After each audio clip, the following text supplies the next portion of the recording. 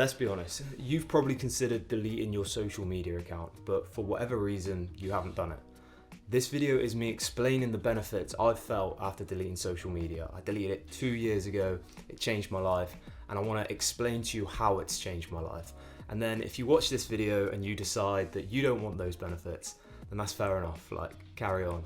But I think it's important you're aware of them. I think it's important what you're missing out on by choosing to have social media be such a prevalent part of your life. I'm really passionate about this problem because I used to be completely addicted to social media. I would spend hours of my day scrolling, just mindlessly scrolling, and it had such a big impact on me that was so hard to see until I deleted it and took a step back. The thing with social media addiction is it's not like alcoholism or drug addiction. Like, it's hard to see the negative impacts unless you're really looking for them. And you won't be really looking for them if you're on social media because it's a distraction. Social media at the end of the day is a way to distract you from your day-to-day life. So before we go too much into the benefits, I first want to give you an idea of who I was before I deleted social media. I never used to feel like I had any control over my life. I would watch like videos and get motivated, or find a hobby that I'd want to start and get really motivated and into it.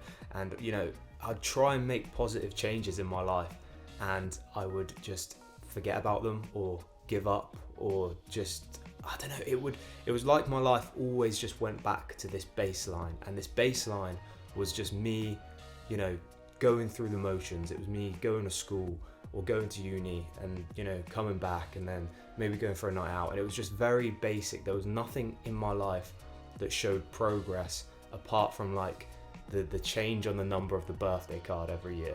Like, I was getting older, but nothing in my life was improving. And I think when you're an ambitious person, that's frustrating because you want to be doing more things. And I realized that like I should be doing more. There was things that I should be doing, but I couldn't get myself to do them. And I couldn't work out why. Like, why could other people find exercising so easy? How could people commit time to having a blog? How could people, set aside so much discipline to start their own business? It never quite like made sense to me. And because I'd go through these, waves of motivation where I would want to start stuff and then I'd just drop it all, it meant that I was never consistent with anything. So I didn't have consistent hobbies. I didn't have like sports that I played. And the result of that, like, if you're not consistent at anything, you don't make progress at anything. So although I wanted to do so much and I had ambitions for so much, I never made progress in any of it. And on top of all of this, I had anxiety that over the years was just like progressively getting worse. I've spoke a bit more about that on a different video, so I won't bore you too much, but I think that, that's an important piece of the puzzle. So let's talk about deleting social media. So when I deleted social media, I committed to deleting it. So I posted out on my social media, I'm gonna delete for a year. That was the initial plan. And when I did delete it after posting that, it felt like I was killing off a version of myself. Like, it felt like, in school when you do your last exam before summer, and like all of that kind of like revision that you had floating around in your head, you can just let go of mentally, and it just feels like a weight has been lifted in your life. That's what it felt like. Like, instantly after deleting social media, it felt like I had this whole like different job that I didn't need to worry about anymore. Like, there was this online version of me that I just killed off, and it meant that I could then put more energy into the actual me. And that benefit, it happened straight away, and it stayed with me for 2 years. And like I said, that was instant. But then about like a month later, like, life started to get quite difficult because social media, if nothing else, is a distractant. It's a way to take you away from your problems. Like, during the first month of deleting social media, I felt a bit smug with it. It was a bit of a novelty. I don't have social media on my phone. I'm better than you. Aha. And then after the first month, I kind of, all my negative emotions that I would distract with social media kind of came back around to bite my ass. So, just think of it in like the realest, simplest one is boredom. How many times a day are we bored? Like, now? It's actually not that often because we have our phones, we can distract ourselves. Like, boredom is an uncomfortable feeling to have, so we try and distract it and get rid of it by scrolling on a timeline. In the same way that boredom is an uncomfortable feeling, so are things like loneliness, and so are things like frustration and just sadness and all these negative feelings. Like, I couldn't distract myself from them anymore. And when you can't distract yourself from these negative feelings, like, you're forced to confront them.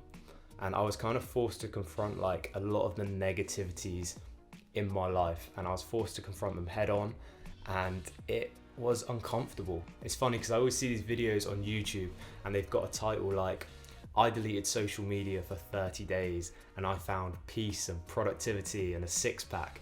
When for me, after 30 days, I was struggling, and that struggle lasted probably for like 2 months. Like, I felt uncomfortable, I felt a bit sad, I felt lonely, like I had these negative feelings with me, and I had no way to kind of like suppress these negative feelings. But I was so used to suppressing them through my phone that I would still pick up my phone and like scroll on things that like provided no benefit, provided no kind of like dopamine rush. I would like just open my Photos app and just scroll mindlessly. I'm not sure that as a video would have the same clickbait value. You know, I deleted social media for 30 days and I spent 20 minutes scrolling my Photos app. But the thing is, once I was forced to confront these negative emotions, like, your body doesn't like confronting negative stuff. Like, your body will kind of almost crave a distraction from it if it can.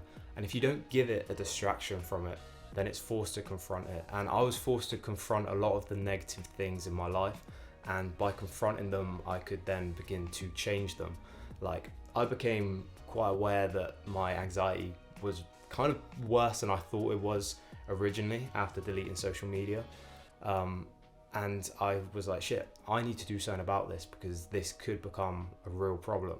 So I decided to join the gym because, you know, everyone says exercise helps, and fucking it did help. And, you know, I noticed the benefits. And then, you know, the same with like, I felt quite like lonely after deleting social media, and it's a difficult one because I don't think I was particularly lonely in the traditional sense.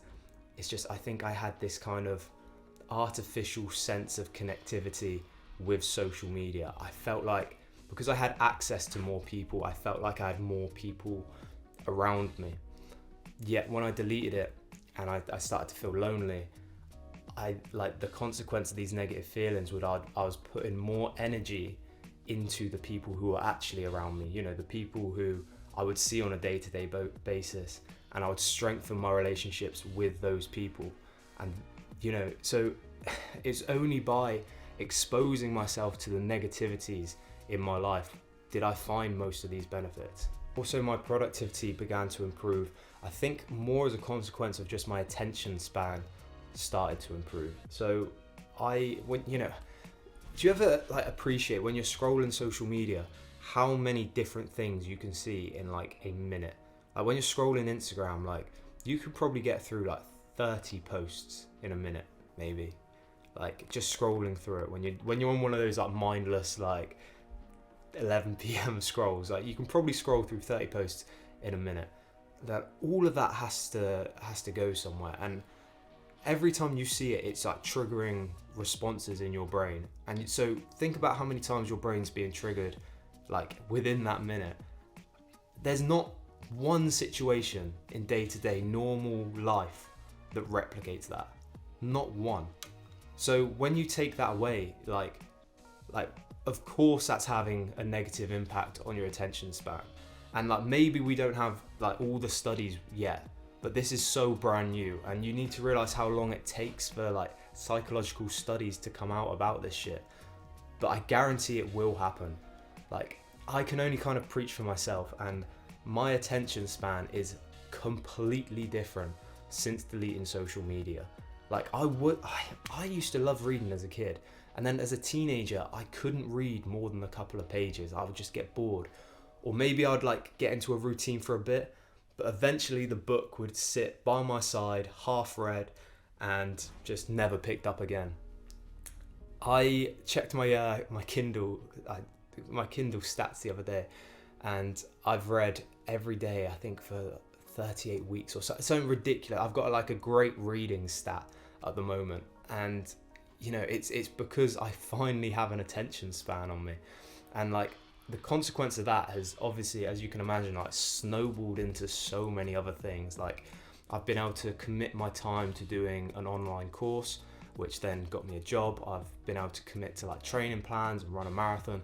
So like having an attention span is such a valuable skill, and I think kind of over the next 5-10 years you're really going to be able to see the difference in like the job market between the people who can focus on things and have an attention span, and the people who have watched like 200 TikToks a day for the past 3 years.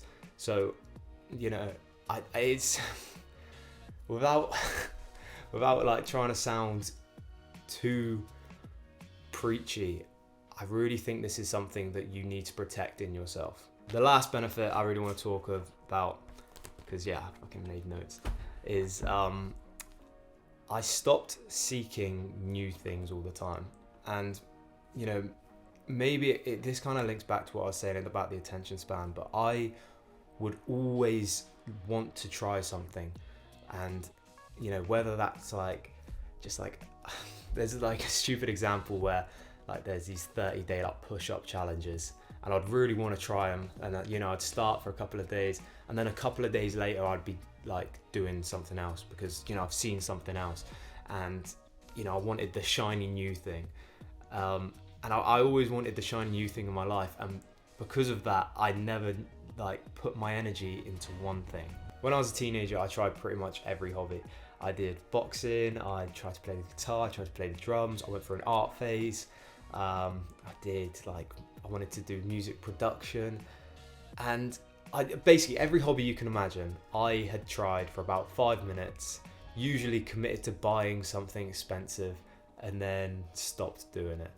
And now, and I think this relates back to the first point, where it's like I have one version of me, and also the second point where it's like I've got an attention span, but like now I can like I know what I like and I know what I dislike, and it means I can just so much better stick to these things. Like I've stopped looking for a shiny new hobby. Like I'm more impressed by progress than novelty. And when I was on social media, because I think it's a consequence of being exposed to so many new ideas all of the time. Like it's not healthy to see how thousands of other people are living their life, because like of course there's going to be bits of their life you want in your life, but like you need to make your life your life. And one of the only ways you can do that is by kind of like narrowing your field of vision. You can't look to the world for inspiration, you need to kind of look around you for inspiration.